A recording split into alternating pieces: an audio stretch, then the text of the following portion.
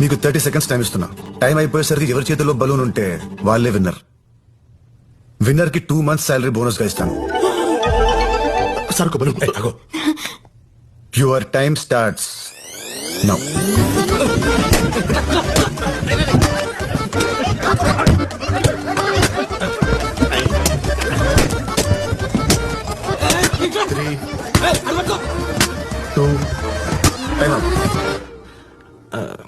వాడు ఏం చేస్తున్నాడు అసలు?